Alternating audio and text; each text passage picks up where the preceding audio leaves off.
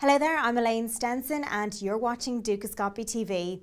Over the summer we saw some serious volatility in the value of some emerging market assets such as Brazilian and Indian equities. I'm joined on the line now by Cristian Maggio at TD Securities in London. Cristian, there's been a huge inflow of money into emerging markets in recent years, so it appears that there may be abundant liquidity there. But is this image a reality or an illusion? Well, the liquidity that has come from the global quantitative easing programs, mostly from the Fed in the U.S., but from other major central banks in developed markets and emerging markets as well, has definitely pushed the pricing of EM assets to extreme levels. And those extreme levels have been maintained by the permanence of this liquidity. So if we're going towards a reduction of that liquidity in the future, you should also assume that there will be a sharp correction in the way the market trades emerging markets. What are the underlying issues that need to be addressed? Well, liquidity is definitely one of these issues. It's not strictly related to the macroeconomic fundamentals of emerging markets, but it can affect them in the long term. So if most emerging markets have benefited in the good years from abundance of liquidity coming from abroad and seeking for higher yields, that situation may change in the future if yields in the U.S. or in the Eurozone start rising, because then the cost opportunity of holding EM bonds is going to rise, and investors will demand higher yields as well. So that's one of the big problems that EMs have to face. Cristian, how concerned should we be about this? And for example, can you give us a worst case scenario? Well, it is a concerning issue. It's difficult to say what the worst case scenario would be. I don't expect funding to emerging markets to dry out completely.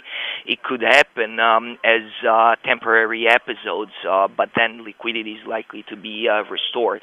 The fact is that that steady growth of liquidity that we have seen for a few years is likely to come to a halt, and we can see a temporary reversal of that, which means countries that have large external gaps to fund, like wide current account deficits, big portions of external debt to roll over, and that have small liquidity buffers, like small reserves.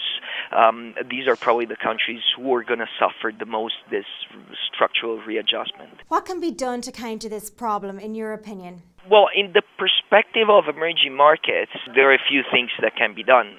One is, for example, introduce structural reforms that would reduce in a permanent manner these imbalances, which means having more attention to the current account deficits, trying to contain them, trying to shrink them, and that's one thing that can be done. Some markets have already moved in that direction, others are lagging behind.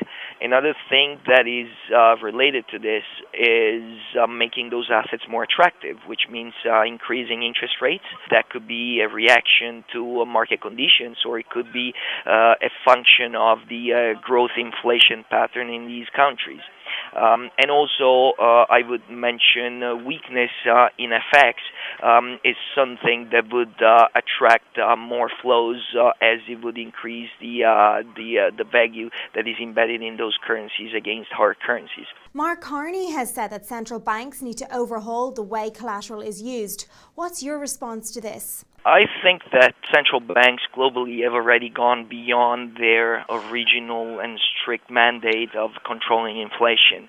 Over the last few years, we have seen central banks providing liquidity in a way that they've never done before.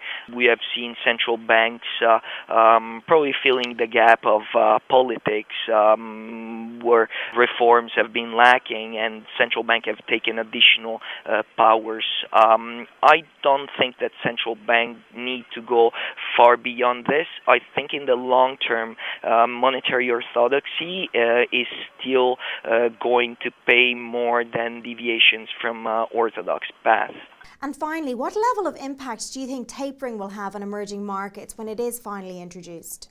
It's going to have a big impact, and the impact is likely to be negative, at least in its early stage. As I mentioned before, when you have expectations of rising U.S. Treasury yields, then the market has to adjust to the upside because the opportunity cost of holding EM assets is suddenly increasing.